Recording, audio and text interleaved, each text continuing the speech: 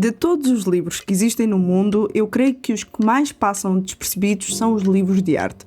Ou pelo menos parece que nós temos aquela falsa ideia de que são apenas para um grupo da sociedade, os artistas. Mas e se eu te disser que isso realmente é uma falsa ideia? Para provar isso, e para falar mais acerca disso, tenho comigo a Yara Pinheiro, que é artista visual e tem o seu curso sobre processos de criação e arte abstrata. E eu sou Ana Margarida e começa agora mais um Entre Linhas.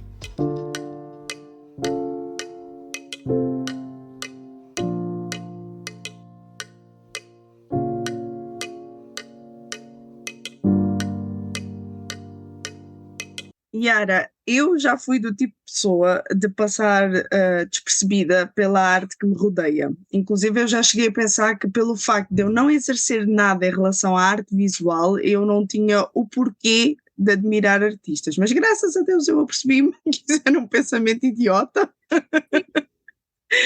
Agora, o que eu não posso deixar de perguntar é como é que tu chegaste até à arte? Ou ela chegou a ti?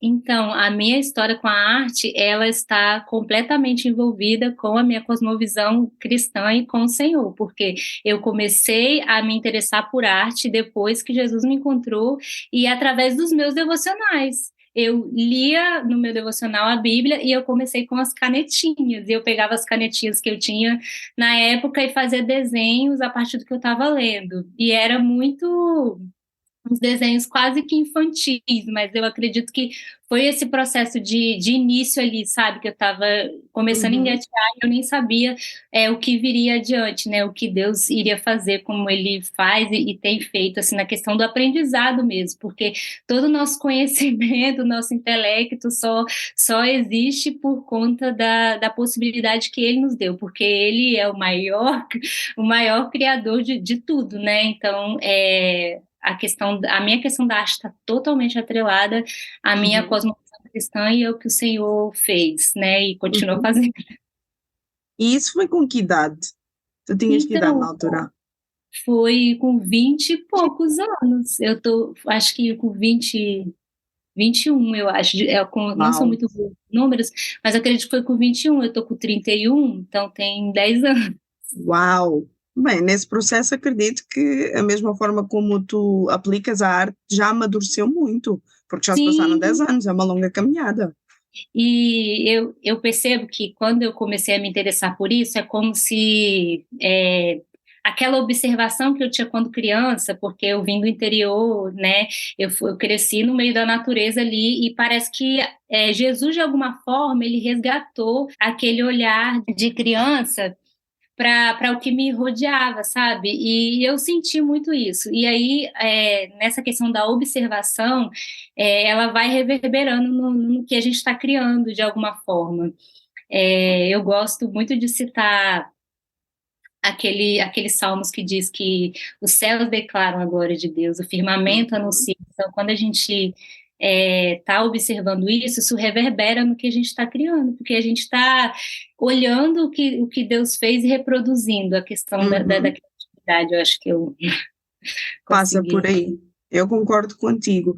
E olha, agora no que diz respeito aos livros, eu não sei se tu pensas que os livros de arte eles podem ser uma excelente ferramenta pedagógica e também criativa para aquilo que o artista tem como direção de fazer, ou também pode ser um excelente guia para outros artistas a descobrirem a sua identidade artística, vamos dizer assim. Eu acho as leituras de arte, né, da temática arte, fundamental para esse processo, tanto de conhecimento, tanto de autoconhecimento. Uhum, E o que eu queria dizer também em relação aos livros, se você está começando a estudar arte, ou se você é artista, estude história da arte. uhum. E não que seja um livro resumido, eu tenho um para indicar que é da Suzy, que é o Breve História da Arte. E quando você começar a perceber a história da arte, ali naquele contexto, você vai encontrar os artistas, você vai encontrar as obras, você vai encontrar as técnicas. Então, eu acho um excelente fio condutor para você começar a estudar a arte, né, e a história. E uma coisa que eu quero citar é a questão do contexto histórico, é muito interessante quando você Uhum. começa a história da arte, você vê o contexto histórico, e aí você começa a entender os artistas daquele tempo e a criação deles, assim, é muito enriquecedor. E É aí, cu- a Ai, partir disso, desculpa. não, mas Ai, não, continua teu raciocínio. Eu tenho tempo de falar. a partir dessa questão que você falou de se autoconhecer, é isso, porque ali na história da arte você vai ver os artistas, as técnicas, das obras, você vai ver, nossa, eu gostei desse artista, ou eu gostei dessa obra, ou dessa técnica, e aí você vai trazer aquilo para a sua produção artística, aquilo que de fato faz sentido. E é uma excelente ferramenta mesmo que você falou, de autoconhecimento, de autoconsciência artística, né? E aí Uhum. também, eu gosto de citar, a gente reter o que é bom também, porque tem, tem de tudo. Então a gente vai e vai retendo aquilo que é bom, aquilo que faz sentido para nós. E é curioso tu estares a dizer isso, porque duas coisinhas só. A primeira é, tanto que naquela altura eu ia te interromper. Eu tenho uma amiga minha, ela é licenciada em design gráfico. Ela, inclusive, ela e o namorado dela ofereceram-me há uns 2 anos, se eu não estou em erro, um livro com todas as obras de Michelangelo, porque é um dos meus favoritos. E eu lembro-me que ela estava aqui em casa comigo e ela começou-me a explicar tudo, desde o início. E eu que sou uma aficionada por histórias, né? Eu sou de Línguas e Humanidades, que no Brasil seria de Humanas, eu sou uma aficionada por história e ver como a arte, ela literalmente era uma expressão daquilo que estava a acontecer Sim, de todas as formas e todas as esferas que sim, compunham a sociedade na época. Então é muito impossível o artista estar fora disso. E sim. sendo assim, acho que o artista ele acaba por ser, eu ia até dizer um profeta, daquilo que a sociedade na altura precisa. Sim, mas é verdade, faz muito sentido, porque o artista, nesse contexto, ele questiona, ele traz críticas, então é importante para a gente ir moldando, né, a nossa opinião, mas sabendo também, a gente que tem a nossa cosmovisão, a gente quanto cristão, sabendo dos valores e princípios que norteiam a nossa vida. Eu acho que a gente pode, sim, pegar vários conteúdos de vários artistas, é o que eu reitero, retém o que é bom, o que faz sentido para você, o que vem de encontro aos seus valores, o que vem de encontro Uhum. aquilo que de fato faz sentido. E isso foi um processo, porque às vezes eu não entendia, eu tinha muito essa de separar, de separar, porque foi a forma como eu enxergava e como eu fui criada. E aí depois eu percebi separar que eu digo no sentido de se a pessoa não é cristã, não, ela não, eu tinha esse pensamento rígido, é, Uhum. eu não vou ler o que ela está escrevendo, não vou olhar, e isso é um erro, porque você acaba não pegando referências daquilo de bom que aquela pessoa fez. Uhum. E aí eu acho importante também a gente ter esse filtro, é um filtro, olhar a partir do nosso prisma, né? Olhar através do que Jesus representa e do que ele pensaria e do que é importante, mas enfim. Exatamente. E pegando agora o gancho sobre isso, eu acredito, e creio que tu também acreditas nisso, que Deus ele importa-se com o belo. Ele importa-se tanto com isso que nos deixou um próprio mundo como uma obra de arte. E tu há pouco estavas a mencionar o facto de tu teres crescido no interior, o contacto com a natureza fez-te observar coisas que se calhar por mim me passariam desapercebidas.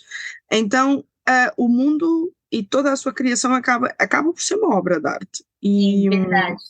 é curioso porque tu estavas a falar há pouco sobre isso também, nós podemos observar, admirar, mas a partir daí também vai fazer com que haja criação nossa a partir daí. De alguma forma, achas que o ser humano ele está a perder a habilidade de apreciar o belo? Eu pergunto isto porquê? Vou explicar.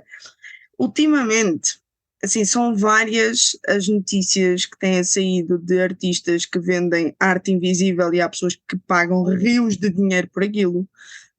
Como por exemplo, às vezes um vaso sanitário, uma sanita, como a gente diz aqui em Portugal, é uma obra de arte e Sim. sabe-se lá aquilo que o artista tinha em mente, mas fica ao critério do admirador para decidir o que é. Tu sentes que nós estamos a perder um pouco do foco e a habilidade de apreciar aquilo que realmente é o belo? Sim, com a arte moderna, inclusive tem um livro do Huckmacher, A Arte Moderna e a Morte de uma Cultura, não sei se você já leu, é um livro Ainda não. muito interessante nesse aspecto, que ele vai abordando essa questão da beleza, o que é beleza diante do nosso filtro, que é um filtro que envolve uma cosmovisão, envolve esse filtro, né, Uhum. da nossa fé.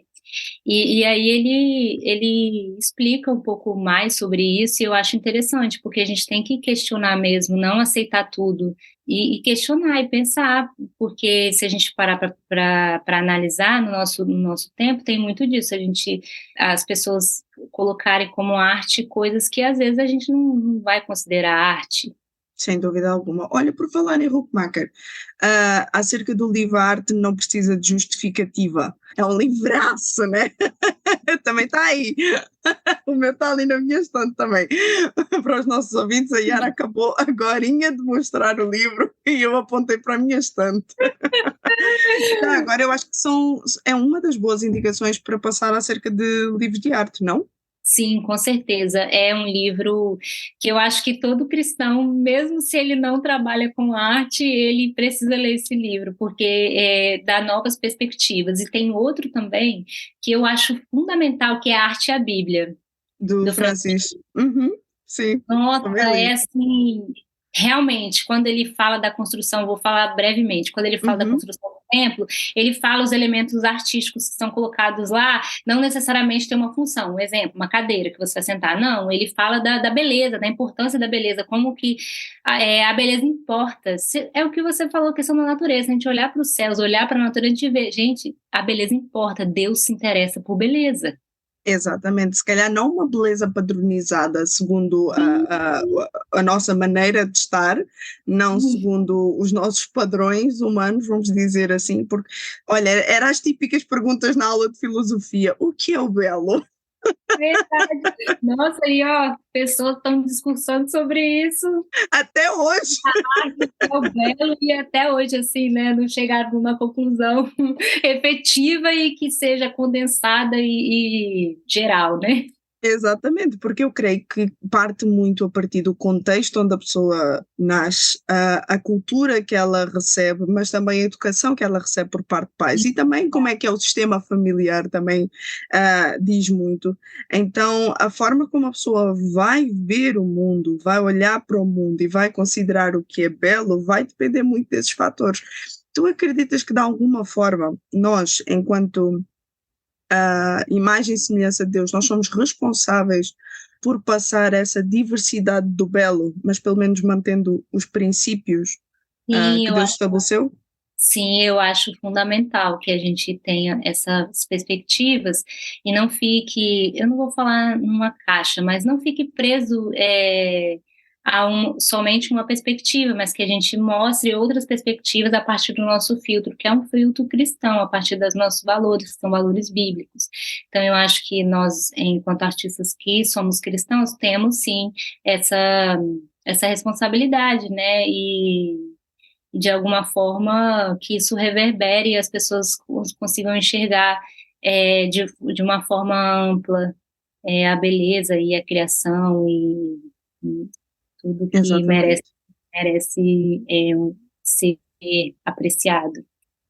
exatamente. Olha, e já agora, quais são os teus artistas favoritos? Vá, eu sei que isso é difícil, então vou-te facilitar e vou-te perguntar o top 3. Podes ir Exatamente. desde qualquer Eu, época. eu, eu peguei três aqui exatamente para se caso surgisse a oportunidade de falar, mas tem mais. Mas os três, cara, Rembrandt, tipo, Uhum, ele é uma referência. A Georgia O'Keeffe, gente, a uhum. Georgia. E Van Gogh. Fantástico, fantástico. Tem mais, mas os três que eu admiro, nossa, as pinturas de Rembrandt, como a forma ele desenhava cenários bíblicos, você olha, você Uhum. consegue sentir aquilo te atravessa, então eu gosto muito. E a Georgia, ela é uma mulher e a forma como ela usava os elementos, ela é, separava os elementos, por exemplo, ela pegava uma paisagem e ela fazia uma separação de um elemento e dentro daquele elemento ela criava. Van Gogh, todo mundo não, mas a Sim. maioria das pessoas conhece a história e eu acho que, assim, rapidamente são esses três.